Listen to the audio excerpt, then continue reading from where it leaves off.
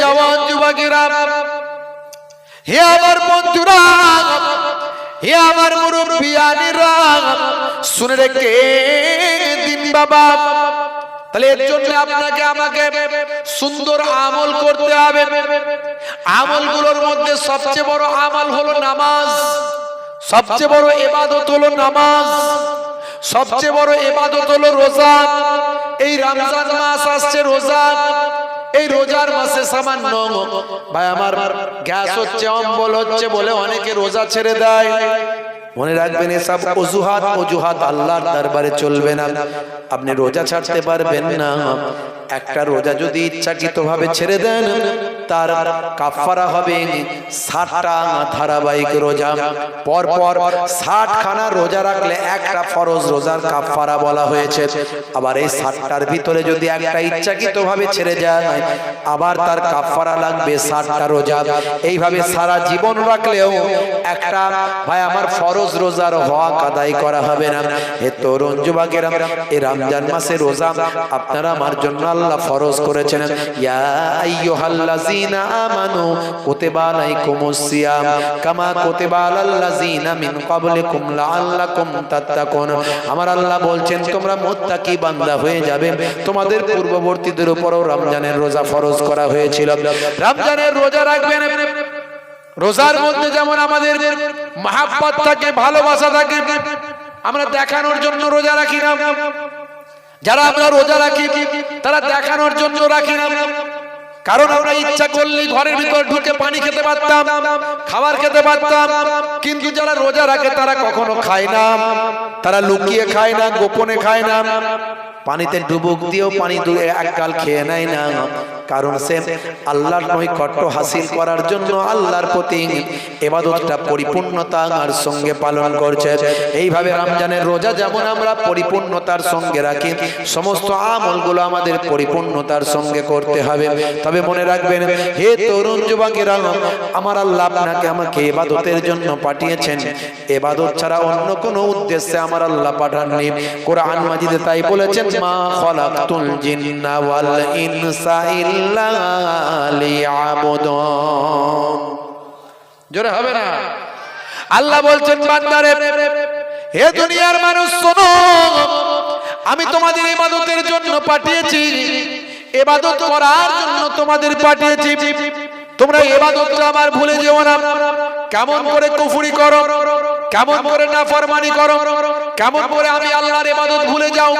কাইফা তাকফুরুন, তোমরা কেমন করে কুফরি করো। তোমরা ছিলে মৃত, ফাআহিয়াকুম, আমি তোমাদের জীবন দান করেছি। সুম্মা ইউমীতুকুম, আবার তোমরা মারা যাবে, এই পৃথিবী থেকে মারা যাবে।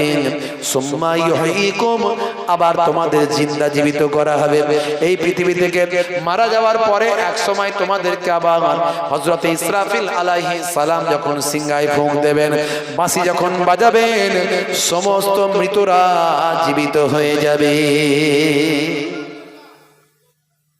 ধুলোর সঙ্গে, পানির সঙ্গে যেখানে আপনার জিসম মিশে গিয়ে ধুলো হয়ে যাক, আপনার নাভি হলো জার, এই নাভির সঙ্গে আল্লাহ এসে আবার একত্রিত করে কিয়ামতের ময়দান হাজির করে দেবে।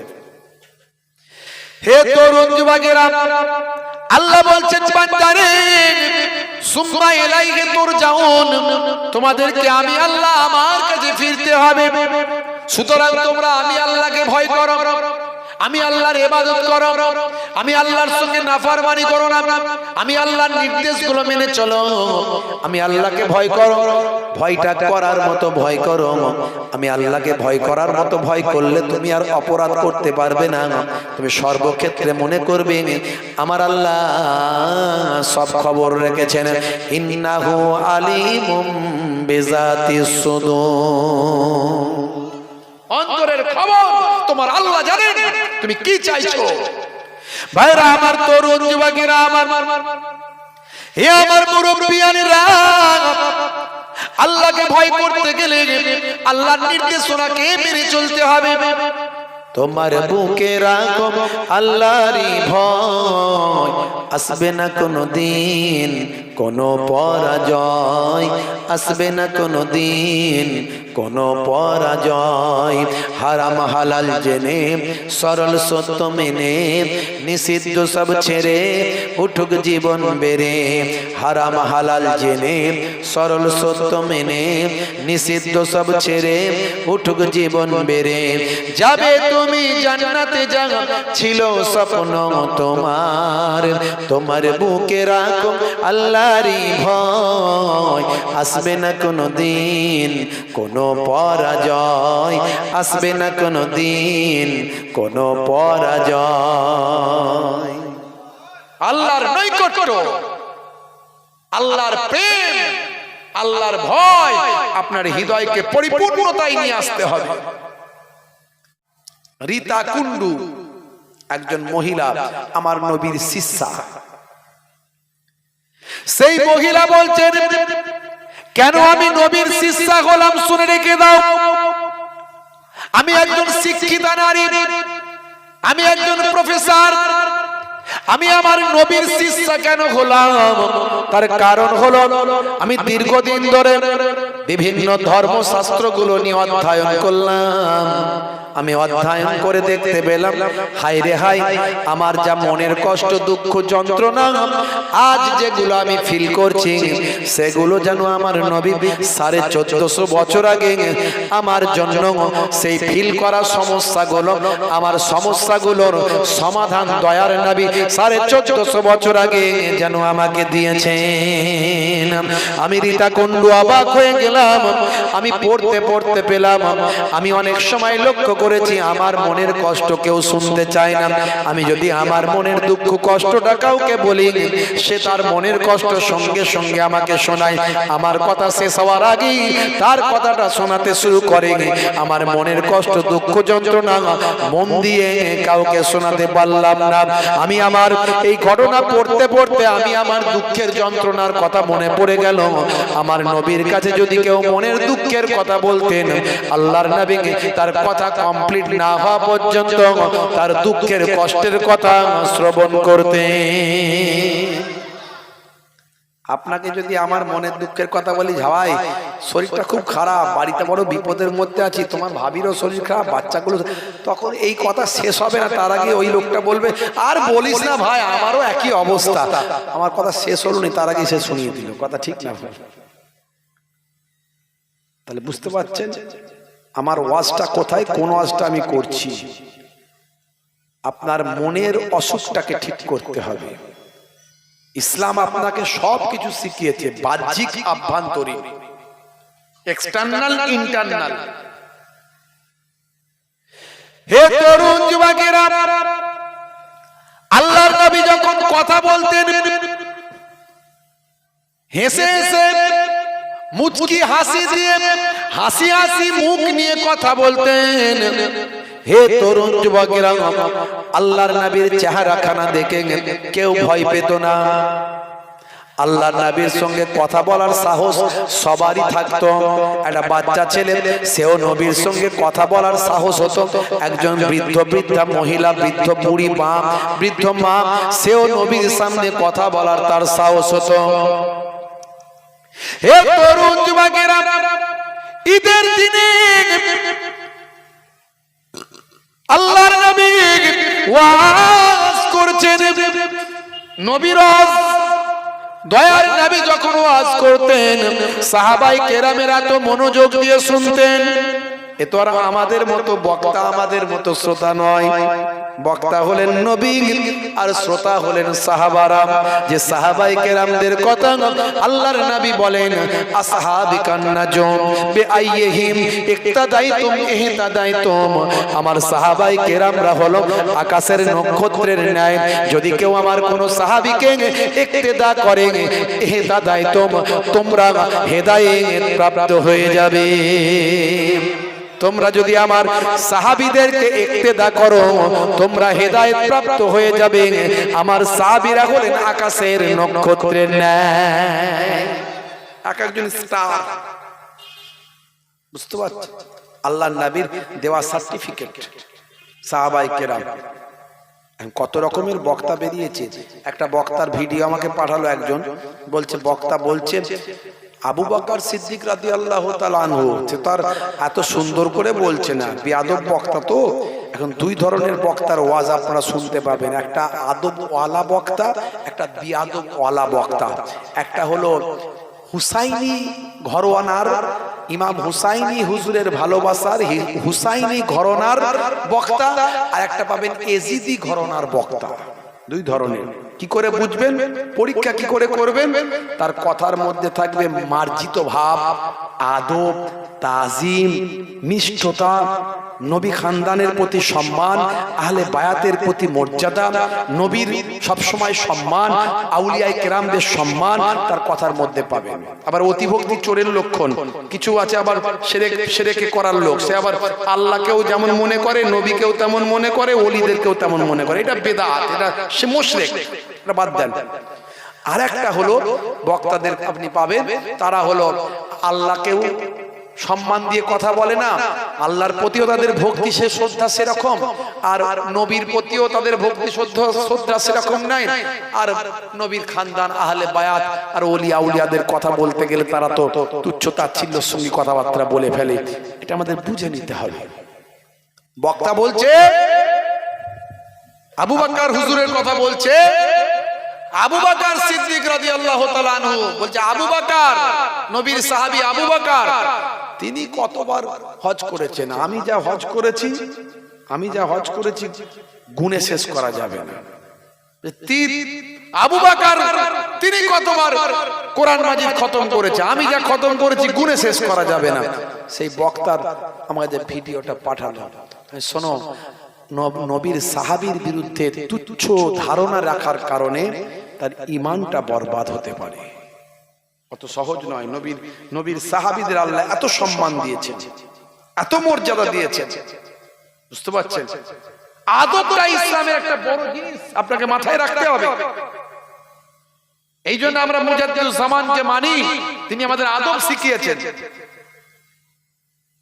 এই জন্য বসিরার আল্লামা হুজুর এত বড় আলেম হওয়ার পরেও ওয়েস্ট বেঙ্গলের এক নাম্বার আলেম তৎকালীন যুগে বসিরার আল্লামা হুজুর কলকাতা আলিয়া মাদ্রাসায় যতদিন পড়াশোনা করেছেন, পশ্চিমবঙ্গের এক নাম্বার মাদ্রাসা সেটা, সেই মাদ্রাসা ব্রিটিশ আমলের, সেই মাদ্রাসায় যতদিন পড়েছেন বসিরাট হুজুরের উপরে কেউ উঠতে পারেনি, সব নিচে। বসিরাট হুজুর দেখলেন জগৎ বিখ্যাত আলেম ফুরফুরার পীর মুজাদ্দিদুজ জামান, সবাই তো 6টা হাদিসের আলেম হয়, বুখারী, মুসলিম, তিরমিজি, আবু দাউদ, নাসাই, ইবনে মাজাহ। আর মুজাদ্দিদুজ জামান পীর আবু বকর সিদ্দিক রাহমাতুল্লাহ আলাইহি শুধু 6টা হাদিস নয়, তার সঙ্গে সঙ্গে মদিনা শরীফ থেকে আরো 40টা হাদিস শেষ করে তার সানাদ প্রাপ্ত হয়ে হিন্দের জমিনে ফিরে এলেন। বুঝতে পারছেন? বসিরাট হুজুর মুজাদ্দিদুজ জামানের হাতে হাত দিয়ে তিনি বায়াত হয়েছিলেন। ডক্টর মোহাম্মদ শহীদুল্লাহ সাহেব, যিনি 18টা ভাষায় পণ্ডিত ছিলেন, 18টা ভাষা, বুঝতে পারছেন?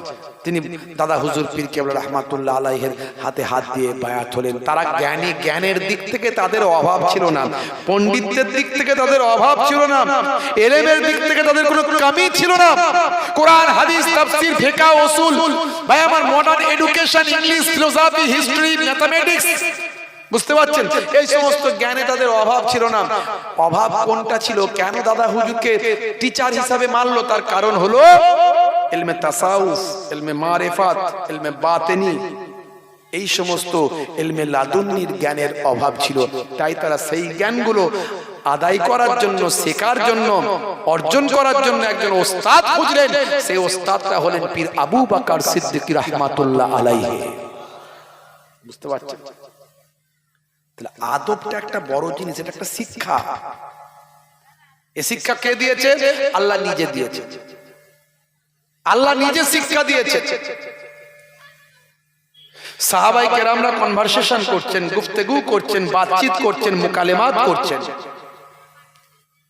বাদুকুম লিবাদিন, একে অপরের মধ্যে, একে অপরের সঙ্গে। এমন সময় তাদের কনভারসেশনের মধ্যে একজনের ভলিউম একটু হাই হয়ে গেল, জোরে হয়ে গেল,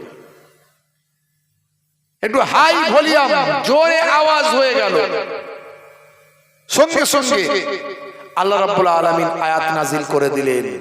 নবী কিছু বললেন না, কিন্তু আল্লাহ শুনলেন না। কোরআনের আয়াত খুলুন, পাবেন। ইয়া আইয়ুহাল্লাযীনা আমানু লা তারফাউ আসওয়াতাকুম ফাওকা সাউতিন নবী।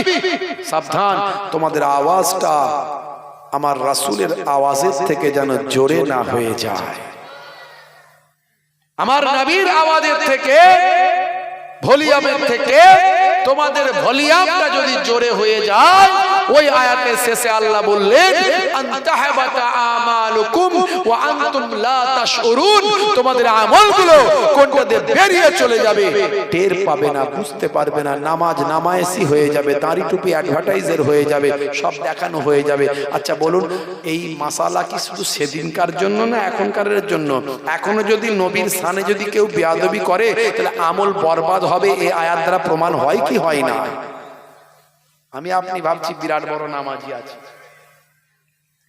বিরাট বড় সুফি দরবেশ আছি, কিন্তু আমার আপনার আমলগুলো যে কোনটা দিয়ে বরবাদ হয়ে গেছে আমরা বুঝতেই পারিনি।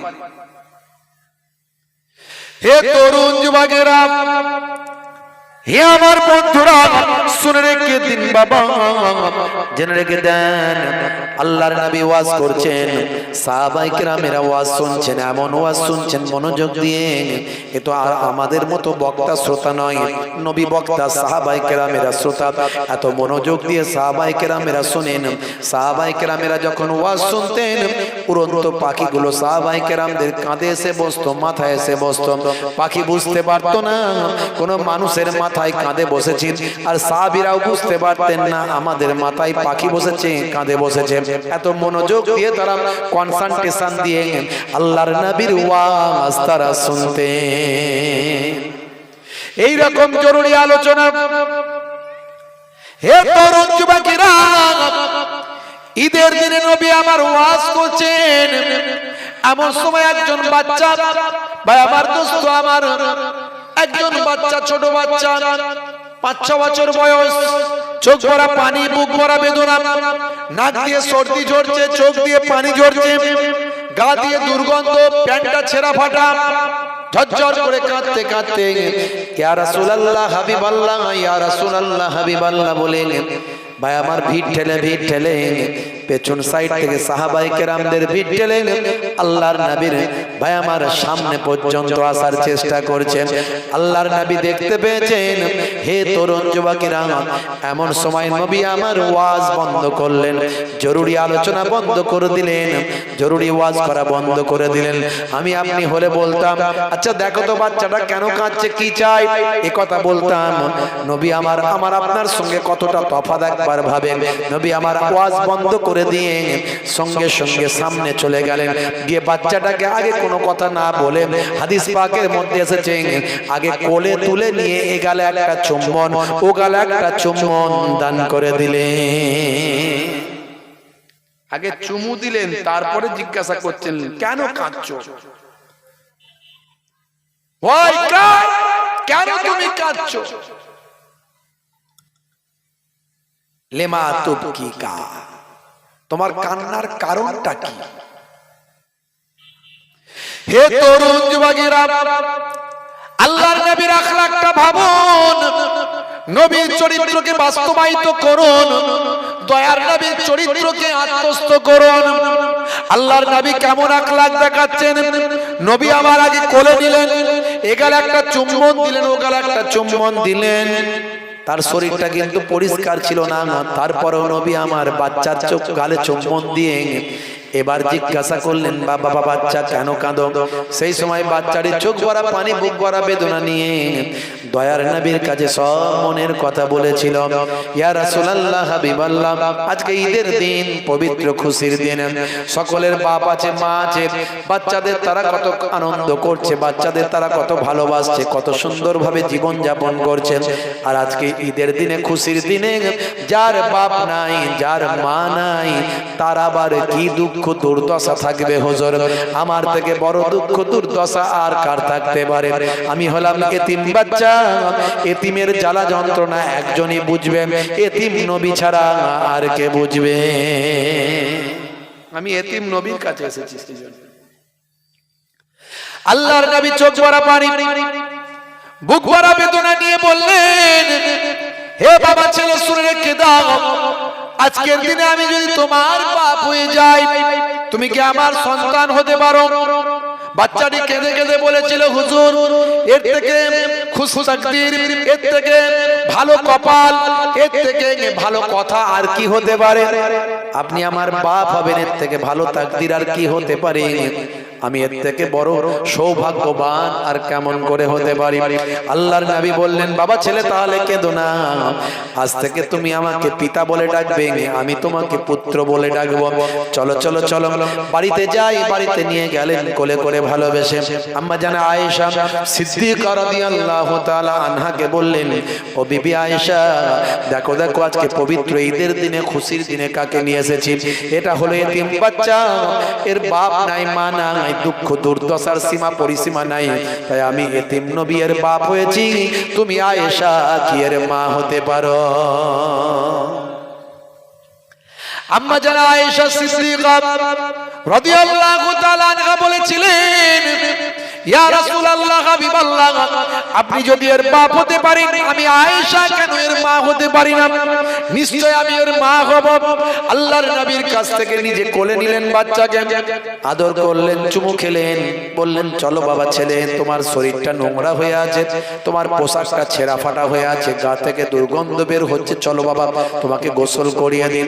ভালো করে গোসল করিয়ে দিলেন, পরিষ্কার পরিচ্ছন্ন করালেন, নতুন পোশাক পরিয়ে দিলেন, আতর খুশবু লাগিয়ে দিলেন, মাথা আঁচড়ে দিলেন, টুপি পরিয়ে দিলেন, সুন্দর পোশাকে সজ্জিত করে দিলেন, দিয়ে বললেন, যাও বাবা, কিছুক্ষণ আগে তোমার অবস্থাটা মদিনার বাচ্চারা দেখেছিল, এখন তোমার হাসি মুখটা তাদের দেখিয়ে দাও।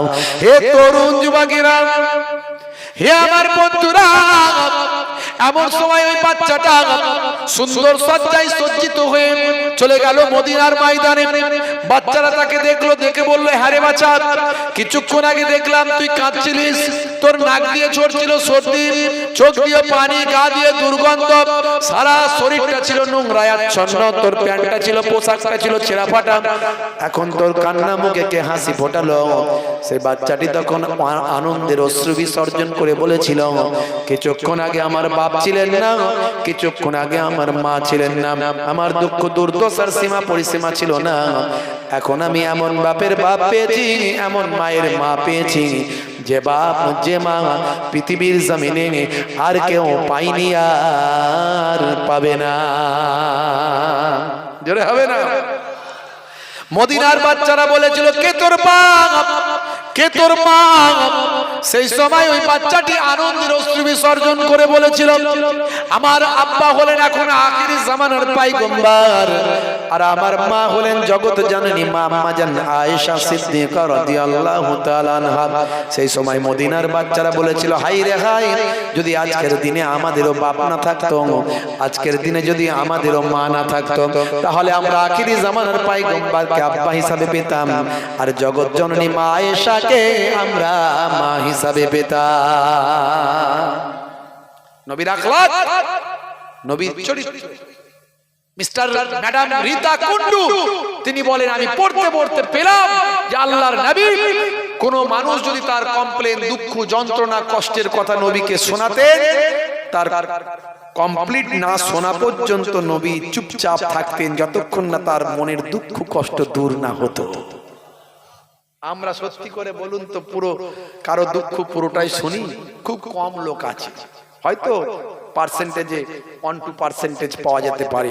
একটু দুঃখের কথা যদি আপনি আমাকে বলেন, ও আপনার কথা শোনার আগে আমি আমার দুঃখের কথা আপনাকে শুনিয়ে দেবো 2-4টে। দূর বাবু, এতক্ষণ শোনার আমার সময় নাই। কথা ঠিক না ভুল? যখন আপনি কথা বলবেন, হাসি মুখে কথা বলবেন। নবীর দরবারটা এরকম ছিল। একদিন একটা বৃদ্ধা মহিলা আল্লাহর নবীর কাছে এসে বলেন, ইয়া রাসূলুল্লাহ, হাবিবাল্লাহ, আমি কি জান্নাতে যেতে পারবো? আল্লাহর নবী কিরকম তার দরবারটা, কিরকম পয়গম্বর, কি মুখের মিষ্টতা, কি সুন্দর আখলাক। আল্লাহর নবী এমন সময় বললেন, মা বুড়ি মা শুনে রেখে দাও, মা বুড়ি মা, বুড়িরা তো জান্নাতে যাবে না। নবী আমার বুড়িমার সঙ্গে একটু মজা করছেন, আনন্দ করছেন, বুড়িমার সঙ্গে একটু মজা করছেন। বুড়িমা শুনে রেখে দাও মা বুড়িমা, বুড়িরা তো জান্নাতে যাবে না। বুড়িমা তো জান্নাতে, বুড়িমা তুমি তো, বুড়িমা তো জান্নাতে যেতে পারবে না, বুড়ো বুড়ি তো জান্নাতে যেতে পারবে না, জান্নাতে তো বুড়ো বুড়ি যাবে না। এ কথা বলার সঙ্গে সঙ্গে বুড়িমা কান্না শুরু করলেন। আল্লাহর নবী বলেন, মা বুড়িমা কেঁদো না, কেঁদো না, আমি তো বলি না তুমি জান্নাতে যেতে পারবে না, আমি বলেছি বুড়ো বুড়ি জান্নাতে যেতে পারবে না। মা বুড়িমা শুনে রেখে দাও, তুমি যখন জান্নাতে যাবে তখন আর তুমি বৃদ্ধা থাকবে না, যুবতী হয়ে যাবে। কারণ জান্নাতে যুবক যুবতী হবে সবাই, কেউ বুড়ো বুড়ি থাকবে না। আমার নবীর আখলাক চরিত্রটা কিরকম, যখন কথা বলবেন তখন মিষ্টি কথা বলবেন, হাসি মুখে থাকবেন, এটাও সুন্নাত। বলছে হুজুর হাসি মুখে থাকলে, মিষ্টি ব্যবহার করলে এখন দিনকাল যা খারাপ, লোক ঘাড়ে উঠে পড়বে, লোক ঘাড়ে উঠে পড়বে। তো কি করতে হবে? বলছে গম্ভীর ভাবে থাকতে হবে। 10টা কথা বললে একটা উত্তর দেবেন, 9টার উত্তর দেবেন না, তবে লোকটা কথা বলতে গেলে ভাববে বাবা কি কথা বলবো রে, বাবু রেগে যাবে নাকি। সে কি বলে, হ্যাঁ। আর কি করতে হবে? বলছে মাঝে মাঝে প্রয়োজন হলে মোটা গোঁপ রাখতে হবে, মোটা গোঁপ। তারপর গোঁপেতেও যদি কাজ না হয় তাহলে গোঁপ বীরাপ্পনের মতো করে ঘোরাতে হবে, তবে লোকে ভয় পাবে। আর আমার নবী হাসি মুখে কথা বলতেন, মিষ্টি কথা বলতেন, পোলাইট ব্যবহার দেখাতেন, এটাও নবীর সুন্নাত। জোরে বলেন সুবহানাল্লাহ।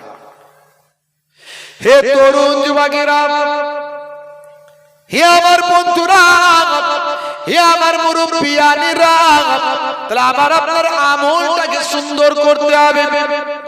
নামাজ পড়ছেন, নামাজে মহাব্বত রাখতে হবে।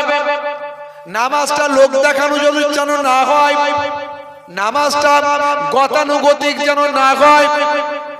আপনি হাইব্রিড তসবিহ নিয়ে রাস্তায় ঘুরছেন, তসবিহ বের করে লোকের সামনে খাটাখাট করে গুনছেন। যদি আপনার মনে হয় লোকে আমাকে বড় তসবিহওয়ালা বলবে, যদি মনে হয় লোকে আমাকে বড় আল্লাহওয়ালা বলবে, যদি মনে হয় লোকে আমাকে বড় নামাজি বলবে, চাচা বলছেন, চাচা ভাইপোকে বলছে, হারা ভাইপো গত রাতের বেলা 1:30টার সময় কুকুরটা কেন চেঁচাচ্ছিল জানিস? বলে চাচা আমি কি করে জানবো, আমি তো 10টায় শুয়ে পড়ি আর সকালে ঘুম থেকে উঠি, আমি কি আর কুকুরের আওয়াজ পাই? তুমি অত রাত্রে কি করছিলে? বলে তুই বাবা জানিস না, প্রতিদিন আমি তাহাজ্জুদের নামাজ না পড়লে আমার রাত কাটে না। তোমার যদি এই কথাটা শোনানোর উদ্দেশ্য হয় যে তুমি তাহাজ্জুদের নামাজ পড়া বান্দা, তাহলে মনে রাখবে তোমার ওই নামাজের মধ্যে একটু খুঁত ঢুকে গেল, আল্লাহ কবুল করবে কিনা গ্যারান্টি দেওয়া যাবে না। হে তরুণ যুবকেরা, আন্তরিকতা দরকার আপনার আমলের মধ্যে। ভাই আমার, আপনার আমলটা পরিপূর্ণতা হওয়া দরকার। হে মুসলমান, তাহলে দুটো জিনিস দরকার, একটা হলো ঈমানে পরিপূর্ণতা, আর একটা হলো আমলে পরিপূর্ণতা। এই দুটো জিনিস যদি আপনি কমপ্লিট করতে পারেন, আল্লাহ বলেন আমার কাছে মহা পুরস্কার রাখা আছে, সেই পুরস্কারটার নাম হলো জান্নাত। জোরে হবে না ভাইরা আমার, তরুণ যুবকেরা আমার, মুরব্বিয়ানেরা আমার, হে জওয়ান যুবকেরা, হে আমার বন্ধুরা, হে আমার মুরব্বিয়ানেরা, শুনে রেখে দিন বাবা। তাহলে এর জন্য আপনাকে আমাকে সুন্দর আমল করতে হবে। আমলগুলোর মধ্যে সবচেয়ে বড় আমল হলো নামাজ। মাওলানা মুহাম্মদ ওয়া আলা আলিহি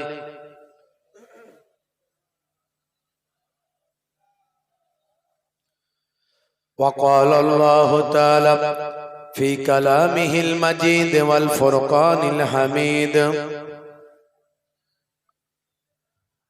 ওয়ালানাবলুআন্নাকুম বিশাইইম মিনাল খাউফি ওয়াল জুম ওয়া নাকসিম মিনাল আমওয়ালি ওয়াল আনফুসি ওয়াস সামারাত ওয়া বাশশিরিস সাবিরিন। وقال الله تعالى أيضا في كتابه مخبرا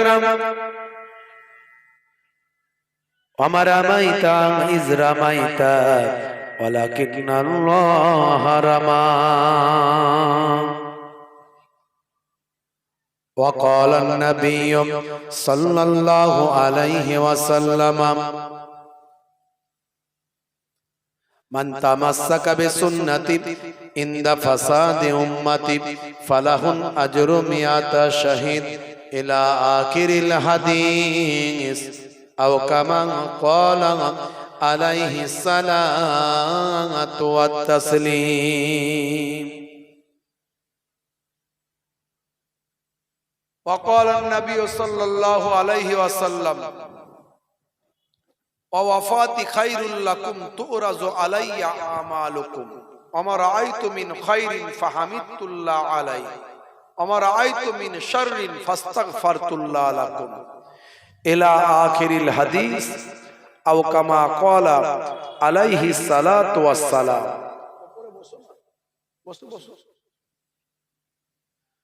শ্রদ্ধেয় সম্মানীয় আজকের সভার সভাপতি, মঞ্চ উপবিষ্ট ওলামা হযরতগণ, সম্মানীয় মসজিদ কমিটি, মাদ্রাসা কমিটি, সম্মানীয় মোহতারাম ইমাম সাহেব, মাওলানা সাহেব, মুয়াজ্জিন সাহেব, মঞ্চ উপবিষ্ট, সামনে উপবিষ্ট আমার পিতৃতুল্য বাপজিরা আছেন,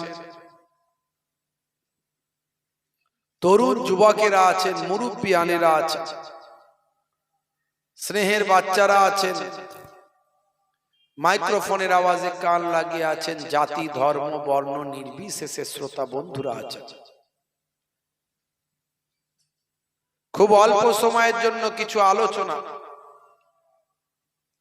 সকলকে আমার আন্তরিক সালাম, শুভেচ্ছা, ভালোবাসা জ্ঞাপন করি। আমরা পাক মাহফিলে একটু উপস্থিত হয়েছি, কিছু সময় দুনিয়ার সমস্ত কাজকর্ম ব্যস্ততাকে দূরে সরিয়ে দিয়ে কিছু সময়ের জন্য আমরা একটু জিকরুল্লাহ, জিকরুন নবীর মাহফিলে এসে বসেছি। কিতাবের মধ্যে দেখতে পাওয়া যায় ইন্দা জিকরি সোলাহায়ে তানজিলুর রহমান, যেখানে আল্লাহর মাহবুব বান্দাদের কথা আলোচনা করা হয়, যেখানে আল্লাহর সালেহ বান্দাদের কথা আলোচনা করা হয়, সেই জায়গাতে আমার আল্লাহ তাআলার রহমত নাজিল হয়। এই রহমতি মাহফিলে আমরা উপস্থিত হয়েছি। কিতাবের মধ্যে দেখতে পাওয়া যায়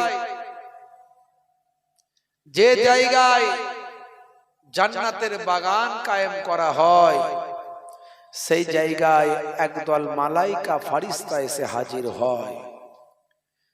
মাহফিল শেষ হওয়ার পরে ওই মালাইকা ফারিস্তারা আমার আপনার দরুদের নজরানা, সালামের নজরানা সুদূর মদিনাতুল মুনাওয়ারায় দয়ার নবী পাকের কাছে গিয়ে পৌঁছে দেয়।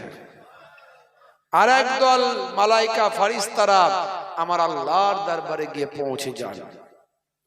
আমার আল্লাহ জিজ্ঞাসা করেন, মিন আইনা জিতুম, তোমরা কোথা থেকে এসেছো? তারা বলেন যে না মিনাল অমুক জায়গা, আমরা এই বসিরহাটের এই যে আজকের কি জায়গা জানো, এটা হরিকাটি গ্রাম থেকে এসেছি। সেখানে কি হচ্ছিল আল্লাহ সব জানেন।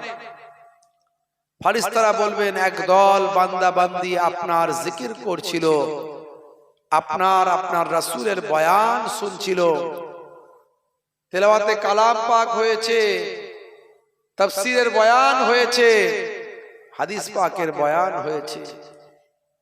আল্লাহ বলবেন খুশি হয়ে, তারা আমার কাছে কি চায়? ফাআইয়ু সাইয়িন ইয়াতলুবুন, তারা আমার কাছে কি তলব করে? ফারিস্তারা বলবে তারা আপনার কাছে একটা জিনিসই তলব করে, সেটা হলো আপনার দয়ার জান্নাত।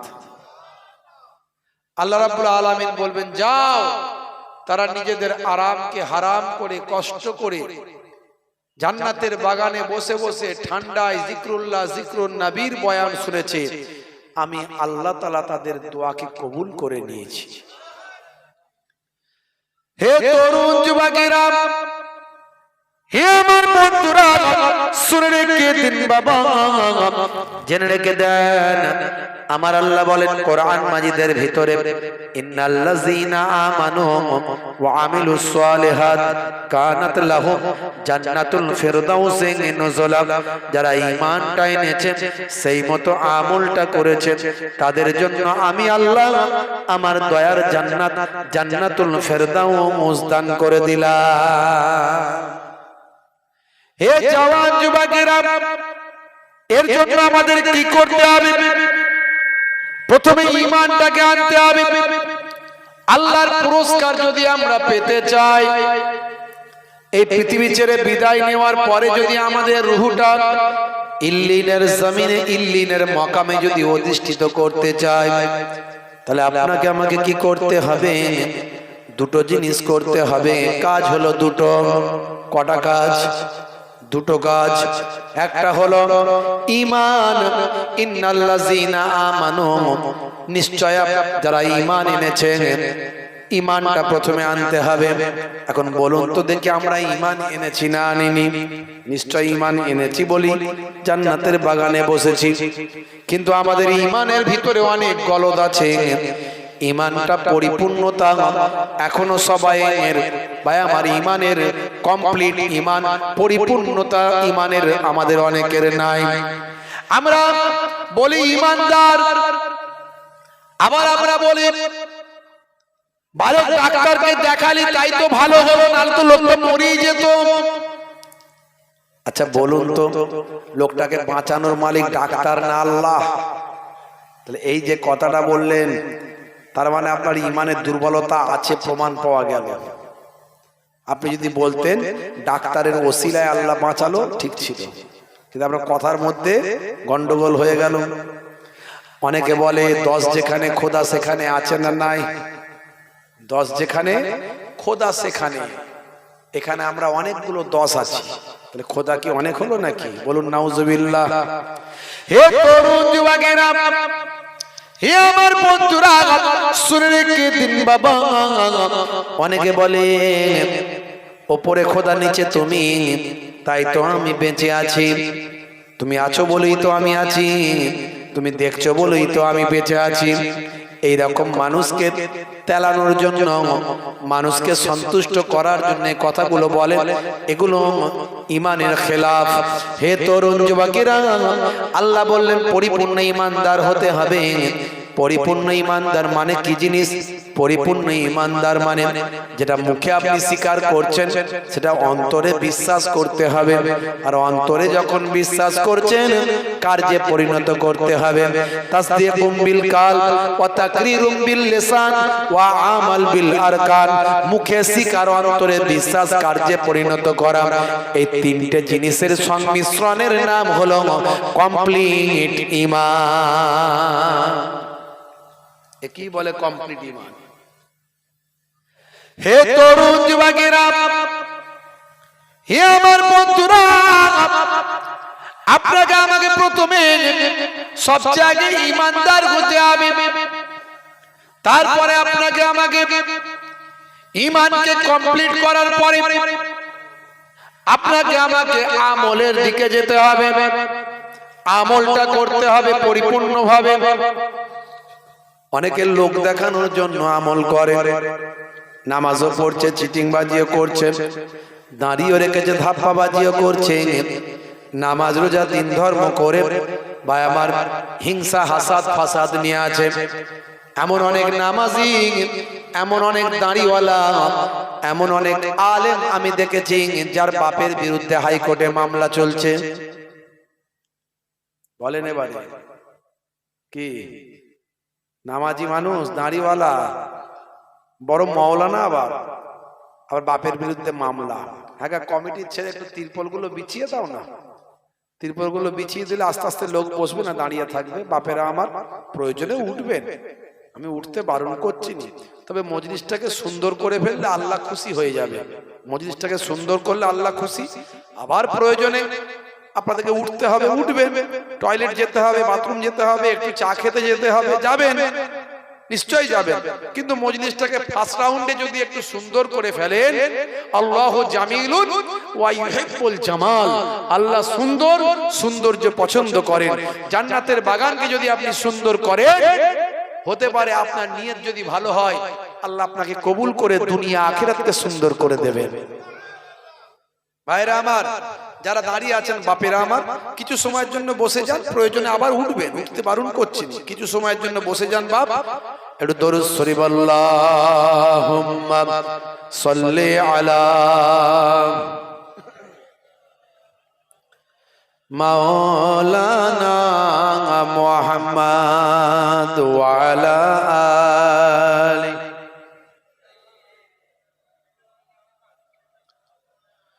হাজারো ব্যথা বেদনার পরে ফিরে আসনি তুমি আপন ঘরে, দিনের আলো তুমি ছড়িয়ে দিতে চলে গেলে মদিনায় মক্কা ছেড়ে। হে রাসূল তোমাকে ভুলি আমি কেমন করে, হে রাসূল তোমাকে ভুলি আমি কেমন করে। হাজারো ব্যথা বেদনার পরে ফিরে আসনি তুমি আপন ঘরে, দিনের আলো তুমি ছড়িয়ে দিতে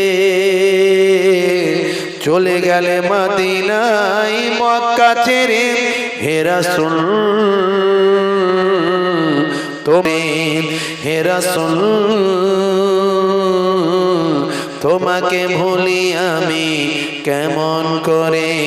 হাজারো ব্যথা বেদনার পরে ফিরে আসনি তুমি আপন ঘরে, দিনের আলো তুমি ছড়িয়ে দিতে চলে গেলে মদিনায় মক্কা ছেড়ে। হে রাসূল তোমাকে ভুলি আমি কেমন করে। আল্লাহুম্মা সাল্লি আলা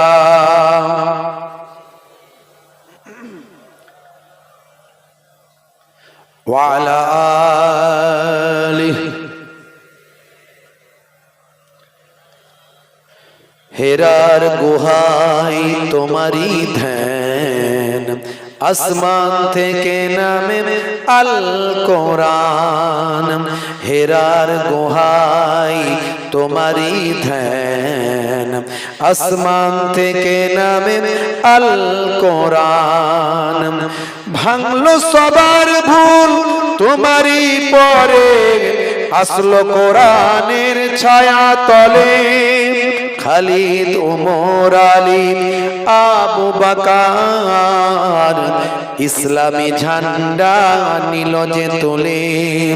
খালিদ ওমর আলী আবু বকর ইসলামী ঝান্ডা নিল যে তুলে। আল আমিন তুমি ছিলে যে সদা সকল মানুষের তরে। হে রাসূল তোমাকে ভুলি আমি কেমন করে। হে রাসূল তোমাকে ভুলি আমি কেমন করে। হাজারো ব্যথা বেদনার পরে ফিরে আসনি তুমি আপন ঘরে, দিনের আলো তুমি ছড়িয়ে দিতে চলে গেলে মদিনায় মক্কা ছেড়ে। হে রাসূল তোমাকে ভুলি আমি কেমন করে। হে রাসূল তোমাকে ভুলি আমি কেমন করে। আল্লাহুম্মা সাল্লি আলা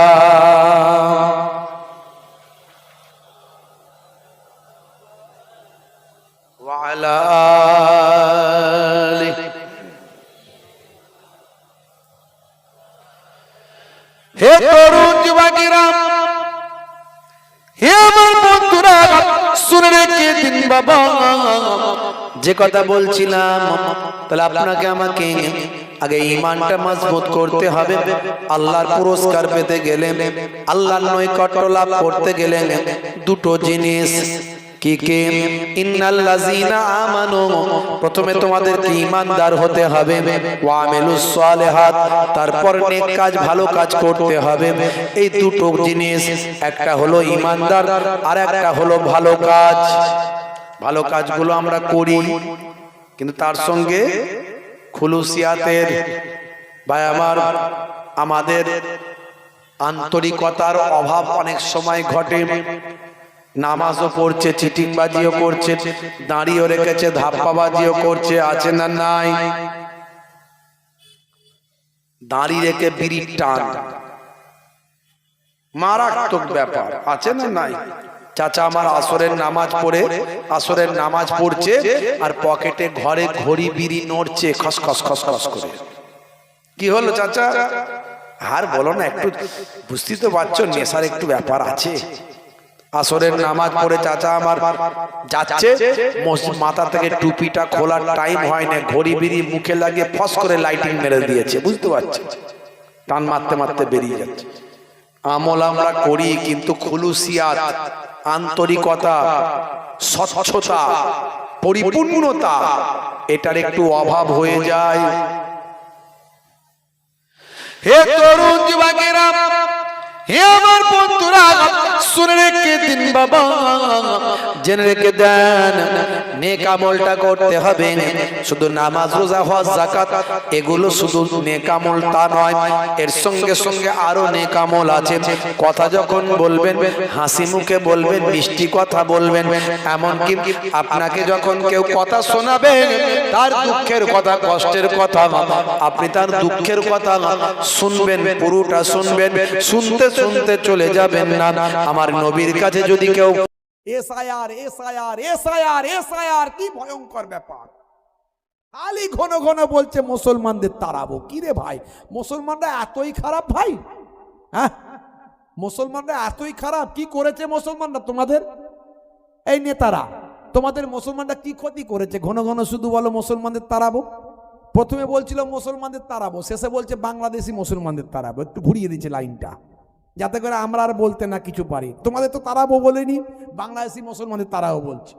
তারপরে আবার ঘুরিয়ে লাইনটাকে আবার অন্যদিকে নিয়ে গেল, বলছে 1.5 কোটি রোহিঙ্গাদের তাড়াবো। কারা 1.5 কোটি রোহিঙ্গা? কই? হ্যাঁ, সারা পৃথিবীতে 1.5 কোটি রোহিঙ্গা নাই, তো পশ্চিমবঙ্গে 1.5 কোটি রোহিঙ্গা এলো কোথা থেকে? কাদের বলছো? বলছে রোহিঙ্গা মুসলমানদের তাড়াবো। হ্যাঁ, বিহারে এত কিছু করে এসআইআর করে এত রোহিঙ্গা বেরোবে, তত রোহিঙ্গা বেরোবে, এই এত বের করতে গিয়ে 3 জন বেরোলো। 3 জন, কজন বেরোলো? 3 জন রোহিঙ্গা বেরোলো। তা আবার সব পারমিশন করে আছে, ওদেরকেও তাড়াতে পারবে না, ওদেরও লাইন ঠিক করে আছে, ও তো আইনের জালে রেডি করে রেখেছে। হ্যাঁ, কিসের এত রাগ বলো তো ভাই? এই দেশের জন্য কি মুসলমানদের কোনো অবদান নাই? তারা কি কিছু করেনি? হ্যাঁ, তারা কিছু করেনি মনে হচ্ছে? যদি মনে হয় যে কিছু করেনি, তো ধর্মের চশমাটা খুলে একবার দিল্লির ওই ইন্ডিয়া গেটে যাও, গিয়ে দেখেছো তো। আরে ইতিহাস ছাড়ো, ওসব ইতিহাসে সব ভুলভাল লেখা আছে। ওই এখনকারের ঐতিহাসিকরা তারাও পার্টির দালালি করেছে, কোন পার্টির দলে গিয়ে তার মতো ইতিহাস লিখেছে। নাহলে ইন্টারন্যাশনাল ইতিহাস খোলো, এশিয়াটিক সোসাইটিতে যাও, ন্যাশনাল লাইব্রেরিতে যাও, অক্সফোর্ডে চলে যাও, সেই ইতিহাস বের করো, ইন্ডিয়ার ইতিহাস। হ্যাঁ, ওই ইন্ডিয়ান গেটে গিয়ে দেখে এসো বাস্তব ইতিহাস, প্র্যাকটিক্যাল ইতিহাস। দেখবে সেখানে 93,000 কম বেশি স্বাধীনতা সংগ্রামী এ দেশের জন্য যারা নিজেদের জীবন উৎসর্গ করেছে, তোমার আমার জন্য যারা নিজেদের জীবনকে উৎসর্গ করেছে, 93,000 কম বেশি স্বাধীনতা সংগ্রামীদের নাম লেখা আছে। তার মধ্যে কম বেশি সবচেয়ে বেশি মুসলমানের নাম 63,000 কম বেশি মুসলমানের নাম আছে। তো মুসলমান সবচেয়ে বেশি এদেশের জন্য জীবন দিয়েছে, আর তাদেরকে তোমরা বলছো কোনো কাজের নাই, কোনো দাম নাই, কোনো মূল্য নাই। হ্যাঁ, কি বলো? এই ইন্ডিয়ান ফ্ল্যাগ, এই ইন্ডিয়ান ফ্ল্যাগের যে গোল, যে অশোক চক্র, যে চক্রটা, এই চক্রটা তৈরি কে করেছে, কে ডিজাইন করেছে জানো? কার হাতে ডিজাইন? যে ইন্ডিয়ান ফ্ল্যাগ তুলছো 15ই আগস্ট, এই ডিজাইনটা কার হাতে তৈরি জানো? যার হাতে তৈরি তিনি একজন মুসলমান, নাম হলো সুরাইয়া তৈয়বজি, তার নাম। এই যে লাল কেল্লায় প্রথম ইংরেজদের পতাকা ছুঁড়ে ফেলে দিয়ে ভাই আমার ইন্ডিয়ান পতাকা লাগিয়েছিলেন যে, তিনি একজন মুসলমান। শাহনওয়াজ খান, তিনি একজন মুসলমান। সেই মুসলমানের বাচ্চা প্রথমে গিয়েছিল। এই যে কারগিল যুদ্ধ হলো পাকিস্তানের সঙ্গে, তোমরা মনে করো পাকিস্তান মনে হয় আমাদের বিরাট বড় বন্ধু নাকি মুসলমানদের? আরে যে আমাদের দেশের শত্রু সে আমাদের শত্রু। এটাই হলো ইসলাম। সারা পৃথিবীর মানুষ আমাদের ভাই, হিন্দু আমাদের ভাই, খ্রিস্টান জৈন আমাদের ভাই, বৌদ্ধ শিখ ইসাই সবাই ভাই, সব রক্তের সম্পর্কে ভাই। ইসলাম সম্পর্কে জানো না বলে এই বাজে মন্তব্যগুলো তোমরা করো, এই বাজে মন্তব্যগুলো তোমরা করো। ইসলাম সম্পর্কে জানো না, পড়াশোনা করো, পড়াশোনা করো। সারা পৃথিবীর মানুষ মুসলমানদের রক্তের সম্পর্কে ভাই, আর সারা পৃথিবীর মুসলমান কলেমার সম্পর্কে ভাই। কিন্তু মুসলমানদের দেশপ্রেম হলো ইমানের অঙ্গ। ও পাকিস্তান আমাদের কলেমার ভাই আছে, ঠিক আছে, বাংলাদেশ আছে, ঠিক আছে, কিন্তু দেশের শত্রু হলে মুসলমান আমাদেরও শত্রু। কথা ঠিক না বল? এটাই হলো আমাদের ইমান। এর ইতিহাস তুমি জানো না ভাইরা আমার, তরুণ যুবকেরা আমার। কিছু মানুষ এই ধর্ম ধর্ম করে যেন মানুষ সব শেষ হয়ে যাবে, বুঝতে পারছো? শেষ হয়ে যাবে। এদিকে মন্দির, ওদিকে মসজিদ, এদিকে মন্দির, ওদিকে মসজিদ। একটার পর একটা রাজ্যে মন্দির তৈরি হচ্ছে। আমাদের রাজ্য সরকার একটার পর একটা মন্দির তৈরি করছেন। কার টাকায় করছেন? জনগণের টাকায়। হ্যাঁ, জনগণের টাকায় করছেন। রাজ্য সরকার করছে, আমাদের কিছু বলার নাই, করছে করছে, কি করব? করছে। ওদিকে আবার মুর্শিদাবাদে মসজিদ তৈরি শুরু হয় বলছে, তাই তো নাকি? তাহলে একদিকে মন্দির, একদিকে মসজিদ, ভালোই চলুক, এরকম ভালোই চলুক। আর চাকরি ফাকরি সব চলে যাক। এই 26,000 চাকরি চলে গেল, আবার কত চলে যাবে? সারা দেশে চলে যাচ্ছে, সারা রাজ্যে যাচ্ছে, সারা দেশে যাচ্ছে। উত্তরপ্রদেশে 69,000 চলে গেল। মানুষ যেটা দরকার সেটা পাচ্ছে না, যেটা দরকার সেটা পাচ্ছে না। ভাইরা আমার, তরুণ যুবকেরা আমার, মুরব্বিয়ানেরা আমার, রাগ করবেন না বাপ। আজকে এই যে ভাই আমার মুর্শিদাবাদে এই যে 6ই ডিসেম্বর আবার হবে, যেদিনে বাবরি মসজিদ ভেঙেছিল, আর সেদিনই মসজিদ নাকি ভিত দেওয়া হবে। তবে আমার বিশ্বাস ওই লোকটা মসজিদ ফসজিদ তৈরি করবে না। ও একটা রাজনীতি করছে মোটামুটি, যাতে করে সামনে ভোটটা আছে, টিকিটটা কোনোভাবে ম্যানেজ হয়ে যায়। দেখবেন ওসব আর কিছু হবে না। ও মসজিদ টসজিদ কিছু হবে বলে মনে হয় না। আমার ওই লোকটার প্রতি বিশ্বাস নাই। ও কিছুদিন আগে সব দল করে, কখন এই দলে, কখন ওই দলে, কখন ওই দলে, যেরকম যায়। তো যাই হোক, কিন্তু এখন তো গোলাগুলি হচ্ছে চারিদিকে, হইচই হচ্ছে চারিদিকে, এই সব ধর্মের রাজনীতি। আমাদের মুসলমান খুব সাবধান থাকতে হবে। যে কোনো সময় দাঙ্গা হাঙ্গামা অশান্তি লাগানোর পরিকল্পনা করছে কিছু মানুষ, প্রতিনিয়ত তারা চক্রান্ত করছে। আমরা কি করব? আমাদের কে আছে বলেন? আমাদের কে আছে? একমাত্র আল্লাহ। জোরে বলুন সুবহানাল্লাহ। আপনি যদি আল্লাহর পথে থাকেন, নবীর পথে থাকেন, কোনটা দিয়ে আপনাকে আল্লাহ মাদাত করবে আপনি চিন্তা করতে পারবেন না। গায়েবী সাহায্য আসবে। জোরে বলুন সুবহানাল্লাহ। হে তরুণ যুবকেরা, হে আমার বন্ধুরা, শুনে রেখে দিন বাবা, জেনে রেখে দেন, এসআইআর নিয়ে মানুষ বড় ভয় পাচ্ছিল মুসলমান। মনে হয় হয়তো আমাদের নাম কেটে বাদ দিয়ে দেওয়া হবে। হে তরুণ যুবকেরা, আজও আমরা ভারতবর্ষের সংবিধানকে স্যালুট করি, আজও আমরা ভারতবর্ষের ভায়া মাঙার ওই আমাদের সুপ্রিম কোর্টকেও স্যালুট করি। মাঝে মাঝে যদিও ভাই আমার সংবিধানকে আমরা স্যালুট করি, সুপ্রিম কোর্টে মাঝে মাঝে বিভিন্ন রকম রায় হয়ে যায়, তার জন্য হয়তো আমরা ব্যথিত হয়। কিন্তু সুপ্রিম কোর্টে আজও যোগ্য যোগ্য বিচারপতিরা যোগ্য সঠিক রায় দেওয়ার চেষ্টা করেন। এই জন্যে যোগ্য বিচারপতিকে জুতো পর্যন্ত ছোঁড়া হয়। কিছুদিন আগে দেখেছেন মিস্টার গাভাই, সুপ্রিম কোর্টের মহামান্য প্রধান বিচারপতিকে জুতো ছোঁড়া হয়েছিল। এটা আমাদের দেশের লজ্জা, এটা আমাদের দেশের লজ্জা। কারা ছুঁড়েছে? কোনো মুসলমান ছড়েনি, কিন্তু ওই সাম্প্রদায়িক দলের লোকেরাই ছুঁড়েছে। বুঝতে পারছো? সারা বিশ্বে মুসলমানদের ভারতবর্ষের মান সম্মান কোন জায়গায় গিয়ে পৌঁছাচ্ছে। আজকে এরা এতটাই অন্ধ হয়ে গেছে ধর্ম ধর্ম করে, অথচ কাজ কিছু হবে না, কাজ কিছু হবে না। এরা বারবার বলে আমরা হিন্দু রাষ্ট্র করব। আমরা বলি হিন্দু রাষ্ট্র হতে বাকিটা কোথায় আছে? ঘোষণা তো করলেই হয়, আমরা খুশি। আমরা চাই পুরুষোত্তম শ্রীরামজির আদর্শে হিন্দু রাষ্ট্র হোক। আমরা চাই স্বামী বিবেকানন্দজির দেখানো পথে হিন্দু রাষ্ট্র হোক, আমাদের কোনো আপত্তি নাই। কিন্তু যোগীজির হিন্দু রাষ্ট্র হলে আমাদের আপত্তি আছে, প্রতিবাদ চলবে। ভাইরা আমার, বলে হিন্দু রাষ্ট্র হবে, সারা ভারতবর্ষের প্রধানমন্ত্রী হিন্দু, রাষ্ট্রপতি হিন্দু, রাজ্যপালরা হিন্দু, হ্যাঁ, সারা ভারতবর্ষের সমস্ত কম বেশি মুখ্যমন্ত্রীরা হিন্দু, বড় বড় ডিএম যারা তার 95% হিন্দু, তারপরেও বলছে হিন্দু রাষ্ট্র হবে। তো হোক না ভাই, কবে হবে? হোক না, তাড়াতাড়ি করো, আমাদের অসুবিধা নাই, কিচ্ছু সমস্যা কিচ্ছু নাই। মোহন ভগবতজি বলছে হিন্দু রাষ্ট্র হবে না। যিনি আরএসএস এর প্রধান, তিনি ঘোষণা করে দিয়েছেন, বলছে হিন্দু রাষ্ট্র ভারতবর্ষ হবে না। ব্যাস, চিৎপাত।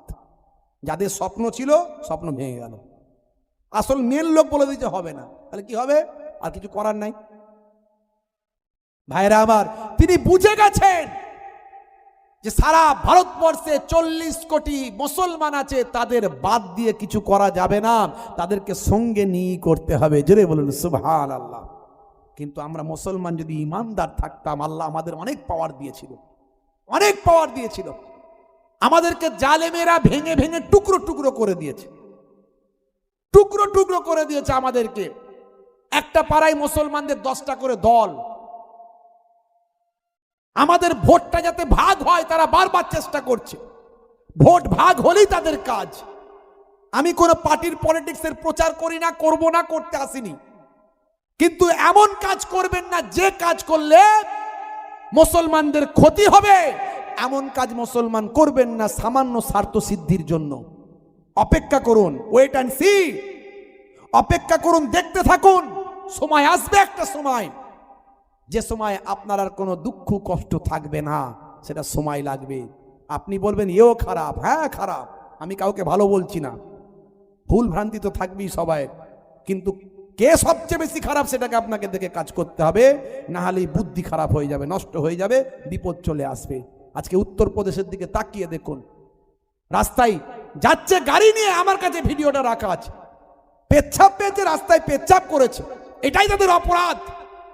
চিন্তা করতে পারবেন না কি অবস্থা, একটার পর একটা। ভাই আমার, তাদের উপর অত্যাচার চলছে সারা ভারতবর্ষের বিভিন্ন জায়গায়। হে তরুণ যুবকেরা, হে আমার বন্ধুরা, আপনারা আমার কেউ নাই, একমাত্র আল্লাহ ছাড়া। তাই আল্লাহর উপর শরণাপন্ন হতে হবে, নিজেদের মধ্যে ইত্তেহাদ, ঐক্য রাখতে হবে। মুসলমান বিভিন্ন দলমতে বিভক্ত, আপনি আপনার দল করুন, কোনো অসুবিধা নাই। কিন্তু একটা কথা মাথায় রাখবেন, আপনার দ্বারাই যেন কোনো মুসলমান বিপদে না পড়ে, আপনার দ্বারাই যেন ইসলাম বিপদে না পড়ে। পশ্চিমবঙ্গের মুসলমান আজকে আমরা মাথায় টুপি দিয়ে এখনো ঘুরতে পারি, আপনার জন্য যেন আমার আপনার মাথায় টুপি দেওয়া সমস্যা না হয়ে যায়, এটা আপনাকে আমাকে চিন্তা করতে হবে। আর আল্লাহর উপর ভরসা রাখতে হবে। অপেক্ষা করতে হবে। আমার আল্লাহ আপনার আমার হেফাজতের দায়িত্বটা গ্রহণ করবে। বন্ধুরা আমার, তরুণ যুবকেরা আমার, হে আমার মুরব্বিয়ানেরা, যদি আল্লাহর উপর ভরসা করেন, এই যে এসআইআর চলে গেল, আমরা ভেবেছিলাম অনেক বিপদ আসবে। নির্বাচন কমিশন বলেছে মাত্র 10 লাখ মানুষের ম্যাপিং পাওয়া যাচ্ছে না, 10 লাখ মানুষের নাম বাদ যেতে চলেছে, মাত্র 10 লাখ মানুষের নাম বাদ যেতে চলেছে। তারা কারা? তার মধ্যে ভাই আমার, মানুষ তো হতবাক মনে করেছিল মনে হয় 50 লাখ 1 কোটি নাম বাদ যাবে। না না, নির্বাচন কমিশন ঘোষণা করেছে ভাই আমার কিছু কম বেশি 10 লাখ মানুষের নাম বাদ যেতে চলেছে। হে তরুণ যুবকেরা, তার মধ্যে ম্যাক্সিমাম হলো মৃত ভোটারের নাম বাদ যাবে। যে নামগুলো মারা গেছে, যে মানুষগুলো মারা গেছে তাদের নাম 2002 সালে ছিল, তাদের এখনও নাম ছিল তালিকায় 25-এ, সেই নামগুলো 26 আর থাকবে না। একই ব্যক্তির নাম 2 জায়গায় আছে, এগুলো বাদ যাবে। এই রকম কিছু কম বেশি বাদ যাবে। আশা করা যায় মুসলমান আপনার আমার কারো নাম বাদ যাবে না। আর আবার বলে যাচ্ছি, ইচ্ছাকৃতভাবে ভারতীয় নাগরিক হওয়ার পরেও যদি কোনো মুসলমান আমার ভাইদের নাম বাদ যায়, আমি মোহেবুল্লাহ হুসাইনি কথা দিয়ে গেলাম, আমাদের সংগঠন আছে লেকচারার্স অ্যাসোসিয়েশন অফ বেঙ্গল, বাংলার আলেম ওলামাদের নিয়ে আমাদের সংগঠন। ওয়াকাফ নিয়ে আমরা সুপ্রিম কোর্টেও মামলা করেছিলাম, আমি নিজে গিয়েও মামলা করেছিলাম। আবার কথা দিয়ে গেলাম যদুরাটিতে দাঁড়িয়ে এই মিডিয়ার সামনে, আমরা ওই একটা যাকে ইচ্ছাকৃতভাবে বেনাগরিক করা যদি হয়, তার জন্য আবার প্রয়োজন হলে সুপ্রিম কোর্টে আবার আমি নিজে গিয়েও মামলা করে আসব। কথা দিয়ে গেলাম, ভয় পাওয়ার কিছু কারণ নাই, ভয় পাওয়ার কোনো কারণ নাই, চিন্তা করবেন না ভাইরা আমার। আমরা আল্লাহর হয়ে যায়, আল্লাহর পথে আসুন, দেখবেন কোনটা দিয়ে মাদাদ গায়েবী আসবে আপনি চিন্তা করতে পারবেন না।